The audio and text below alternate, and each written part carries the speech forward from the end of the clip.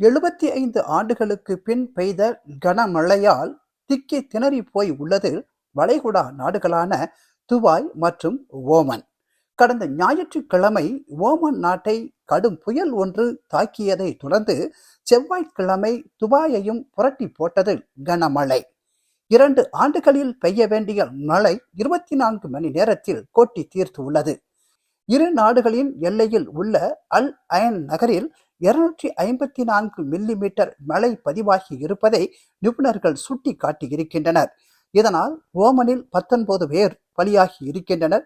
துபாயில் ஒருவர் என மொத்தம் 20 பேரை இந்த மழை பலிகொண்டு இருக்கிறது. துபாயில் முக்கிய சாலைகள், தெருக்கள், மெட்ரோ ரயில் நிலையங்கள், சூப்பர் மார்க்கெட்டுகள் தண்ணீரில் தத்தளித்தன. உலகின் பரபரப்பான விமான நிலையம் என்று அழைக்கப்படும் துபாய் பன்னாட்டு விமான நிலையம் முடங்கி போய் உள்ளது. விமான ஓடுபாதையில் ஆராய் பெருக்கெடுத்த மழைநீர் காரணமாக பல விமானங்கள் ரத்து செய்யப்பட்டன. கல்வி நிலையங்களுக்கு விடுமுறை அளிக்கப்பட்டு இருக்கிறது.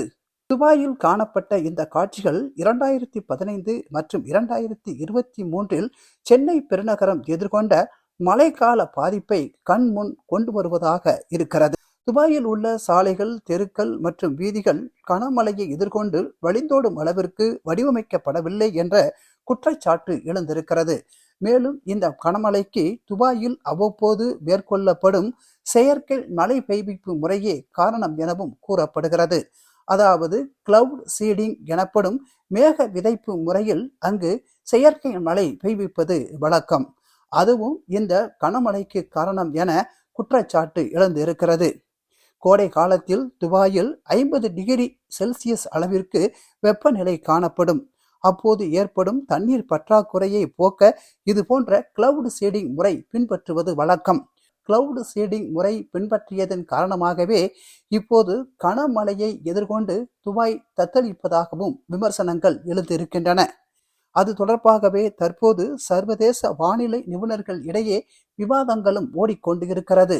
கனமழைக்கு முன்பாக இது போன்ற மேகப்பிடிப்பு முறை மேற்கொள்ளப்படவில்லை என ஐக்கிய அரபு எமிரேட்ஸின் வானிலை ஆய்வு மையம் ராய்ட்டர் செய்தி நிறுவனத்திடம் உறுதிப்படுத்தியுள்ளது. அப்படியானால் கனமழைக்கு காரணம் என்ன?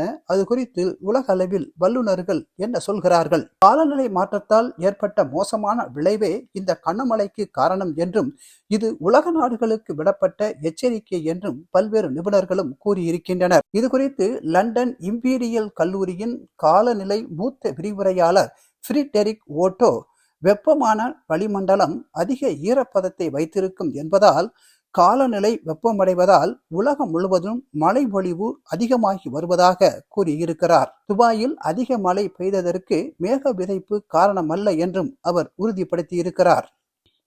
எடின்பர்க் பல்கலைக்கழக ஆய்வாளர் காஃபி கெகர்ஸ் கூறுகையில், காலநிலை மாற்றத்தின் விளைவுகளால் ஐக்கிய அரபு எமிரேட்ஸ் மற்றும் ஓமன் போன்ற நாடுகளில் தீவிர மழையால் பல இடங்கள் இதுபோன்று மோசமடைய வாய்ப்பு இருக்கிறது என்று தெரிவித்திருக்கிறார். புவி வெப்பமடைதலின் விளைவாக துபாயை சுற்றியுள்ள இடங்களில் அசாதாரணமான வெதுவெதுப்பான நீர் உள்ளது, அதற்கு மேலே சூடான காற்று உள்ளது என்று ஆஸ்திரேலிய தேசிய பல்கலைக்கழகத்தின் காலநிலை, ஆற்றல் மற்றும் பேரழிவு தீர்வுகளுக்கான நிர்வாக இயக்குனர் மார்சி ஹவுடன் தெரிவித்திருக்கிறார்.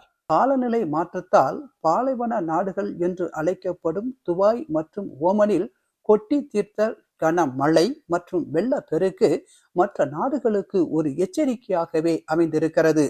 எனவே சரியான காலத்தில் உரிய முன்னெடுப்பு நடவடிக்கைகளை மேற்கொள்வதே சாலச் சிறந்ததாக இருக்கும்.